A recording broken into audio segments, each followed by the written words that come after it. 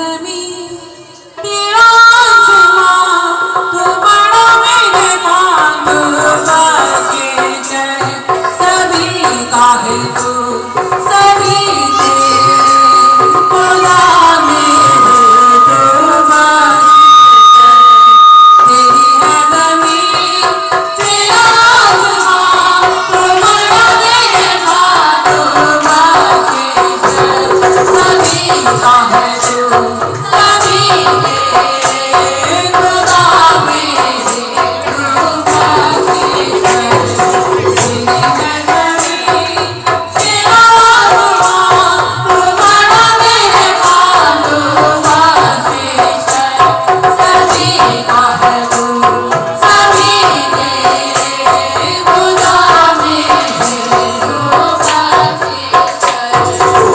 बेशक आज बहुत जरूरी है कि हम उसके आगे इल्तिजा करें। वो लोग जो सलाब की जद में आए, जो पानी में बह गए, जिनका पता नहीं है। हमें कोई बहुत से लोग कोई इधर से बताता है, कोई उधर से बताता है कि हमारा फलां जानने वाला था, उसकी फैमिली में से एक बच्चा और बाकी सब पानी में बह गए, उनका पता नहीं है। बहुत सारे घर टूट गए, बहुत सारी जगहें वीरान हो गई, फसलें, चावल की फसलें और अनाज जो हम खाते हैं और अपना पेट भरते हैं, बहुत सारी जगहें वीरान हो गई और खत्म हो गई। किस तरह? क्योंकि खुदावंद हम सबसे नाराज है।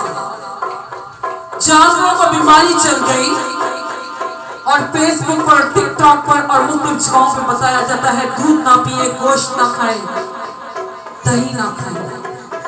किस लिए? क्योंकि खुदावंद हम सबसे नाराज है।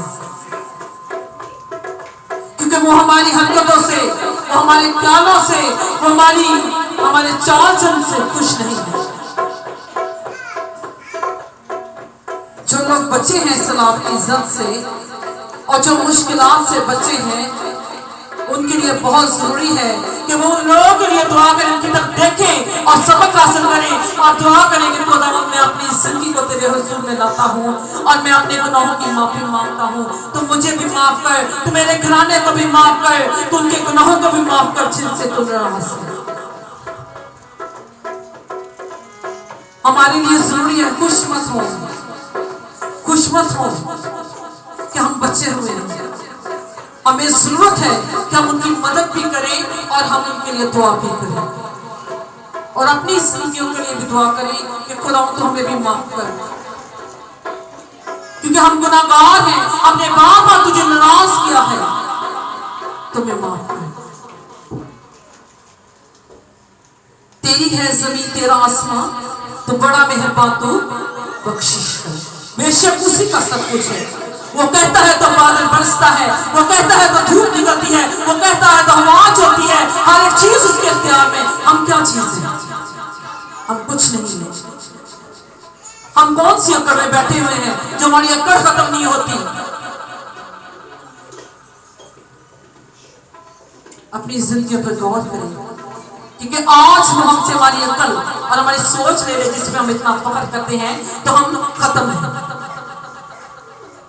अपनी जिंदगी पे गौर करें, हम किस चीज पर अकड़ते हैं। आज अगर खुदावंद वो सांसें ले ले जिन सांसों की बदौलत हम अकड़ते हैं और खुदावंद को नाचीज चाहते हैं, हम चर्चिज में नहीं आते, हम दूसरे कामों के लिए अपने आप को इस तरह तैयार करते हैं कि जिस तरह सारी चीजें जिंदगी में यही है। वो खुदावंद जो आपको जिंदगी देता है, वो खुदावंद जो आपको तंदुरुस्ती देता है, वो खुदावंद जो आपको इस लायक बनाता है कि आप अपने दुनियावी कामकाज को करें और आप नौकरियों पे जाएं और आप खुशियां देखें और आप ये प्रोग्राम देखें कि आप उसको क्या जानते हैं। आप अपनी जिंदगी में उसको कोई दर्जा ही नहीं देते। आपने इसको नुक्कड़ पे लगाया हुआ है। टाइम मिल जाएगा तो हम चर्चिस में चले जाएंगे, नहीं तो शादियां ब्याह साल के बाकी प्रोग्राम तो है ही है करने को, वो तो हम करेंगे। रिश्तेदार तो मिलने को है ही है, हम मिलेंगे। बहुत सारे ऐसे मैंने लोग देखे हैं चर्चों में नहीं जाते, चर्च जाने के टाइम पे सोए होते हैं और इबादत की छांव पे नहीं जाते, लेकिन जब इबादत का टाइम गुजर जाता है त्याग त्याग होकर हम रिश्तेदारों को मिलने लाजमी जाते हैं। आपने अपने खुदा को, जिसने आपको पैदा किया है, वो अल्लाह है, भगवान है, वो खुदाउन है, जो भी इस नाम से हम पुकारते हैं, हमने उसको नुक्कड़ पे लगाया हुआ है कि टाइम मिलेगा तो हम दुआ कर देंगे। हम अपनी जिंदगियों में दुनियावी कामों को ज्यादा अहमियत देते हैं। बराए मेहरबानी उन लोगों को देखें जो जिनके घर उजड़ गए, जिनके प्यारे उनसे खत्म हो गए, उनसे बिछड़ गए, मर गए, दफन हो गए, जिनकी लाशें तक उनको नहीं मिली, उनकी क्या हालत होती है।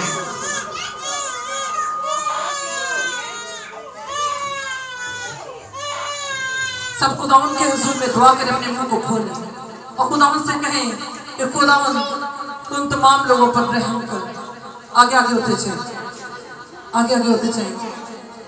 और ये नहीं कि चर्च में बैठ के हम आपको ये कह रहे हैं, आप अपने घरों में जाएं, इन सारी बातें भूल जाएं, इन बातों पे गौर करें।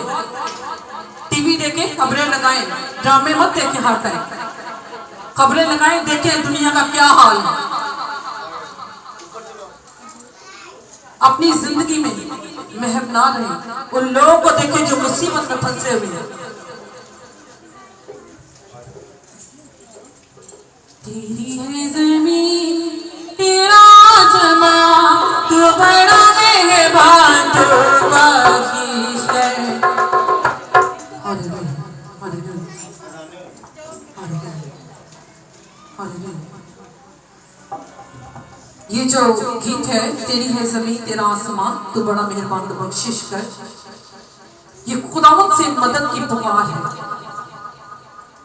ये वही खुदावंद है जिसको हम मुख्तलिफ नामों से पुकारते हैं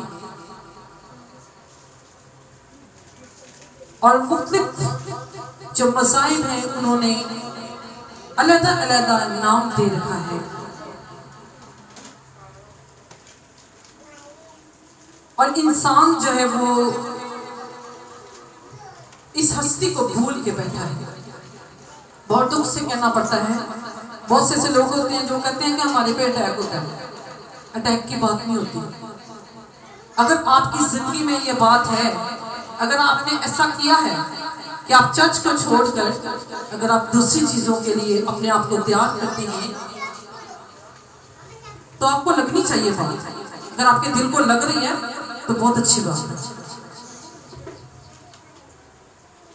अगर कलाम में से कलाम हो रहा हो, मुझे कोई बात लग रही हो तो मुझे भी जरूर लगती है। तो मैं कहती हूँ, मैं पता क्या कहती हूँ, मैं ये कहती हूँ कि हाँ मेरे अंदर ये बात है और मैं नेक्स्ट वो नहीं करूँगी।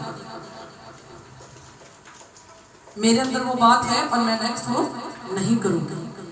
अगर आप लोगों को ये बात लगती है किसी को भी, तो आप ये सोच सकते हैं कि अगर हम खुदा को छोड़कर, अगर हम इबादत को छोड़कर, अगर हम काम पे जाना, नौकरियों पे जाना, और अगर हम शादी ब्याह पे जाना या सालगिरहों पे जाना या दूसरी चीज़ों पे जाना अगर हम जरूरी समझते हैं, अगर आप खुदावंद को दर्जा देना नहीं सीखते, तो मेरे ख्याल में फिर आपकी जिंदगी में बीमारी, लाचारी, परेशानी, मुसीबतें वो खत्म नहीं हो सकती, क्योंकि हमने तो खुदावंद को नुक्कड़ पे लगाया हुआ है।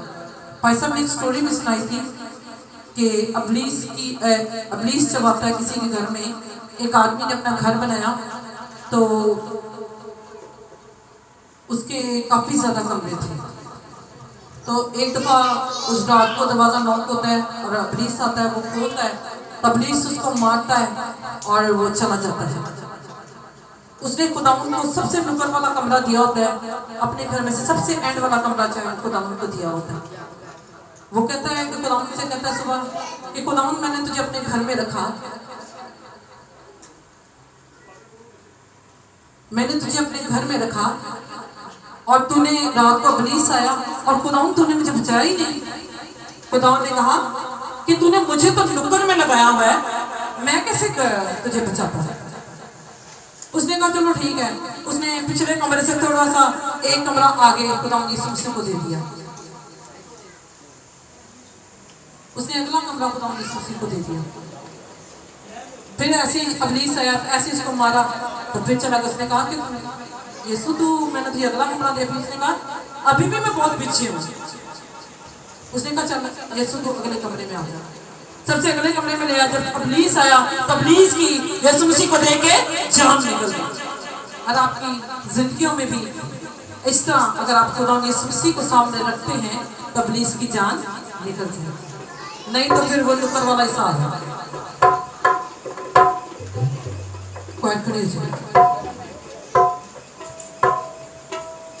तेरी है जमीन तेरा आसमां, तू बड़ा मेहमान, तू बख्शिश कर, सभी का है तू सभी के